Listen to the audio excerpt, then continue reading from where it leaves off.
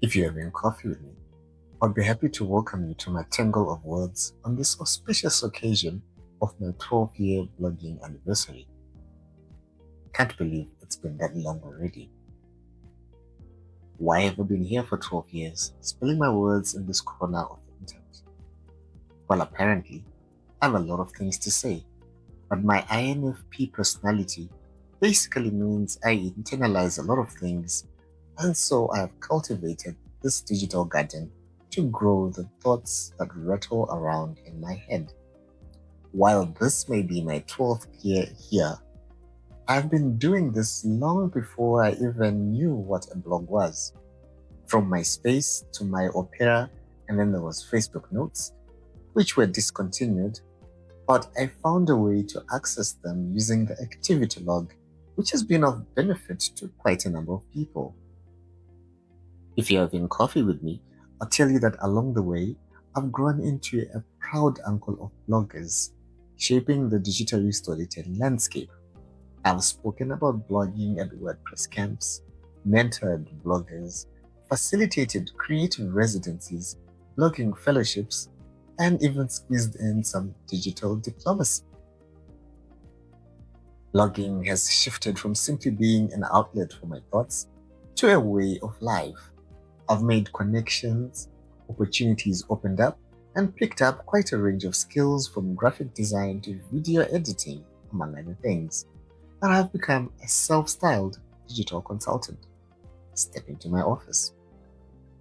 If you're having coffee with me, I'll tell you that once upon a time, listening to a playback of my recorded voice used to make me feel like apologizing to anyone I ever talked to. But it's grown on me as I've been consistently embedding an audio version of my blog for over a year now.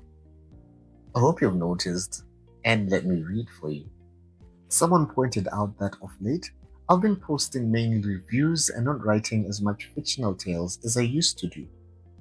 Well, I totally relate to the sick unit from Medabot on how watching serials is an escape from a reality which is less than ideal. Besides, writing up reviews for my blog lets me pretend that I am working. I had a dream that one day I'll get paid to watch TV and read books. And you know what? In its own unique way, you could say that I am living the dream. All I need now is to add travel to the mix and be anywhere else other than here.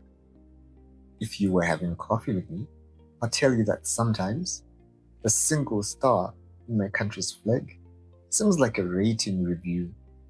One star, I do not recommend, unless you have a pile of money and this place is your oyster. Chinese entrepreneurs are buying real estate in cold hard cash, and even the realtors are targeting them. Makes business sense to go after your target market, but it still makes me feel all mixed up inside. If you're having coffee with me, I tell you that the government department whose solution to problems is to ban with immediate effect has come up with a new way to bring sanity back into the streets of the Sunshine City. Effective immediately, we'll be banning the import of second-hand clothes, banning the sale of second-hand clothes, banning the sale of goods on the street, and banning vending of goods at night. Technically, though, this already wasn't allowed, which is why vendors and municipal police play hide and seek games as they try to clear out vendors from the streets. The municipal police would knock off around 4:30 p.m., which meant that nighttime markets began to flourish. Harare is also known as the city that never sleeps, and the nighttime pop-up markets took advantage of the absence of regulatory authorities to conduct their business undisturbed, forsaking the comfort of a warm home and a roof over their heads in the hope of making a sale.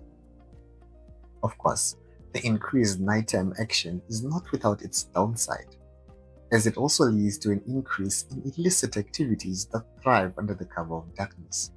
Crime, drugs, prostitution, and the lack of ablution facilities and the mess that comes with that in a city that's already struggling with waste management.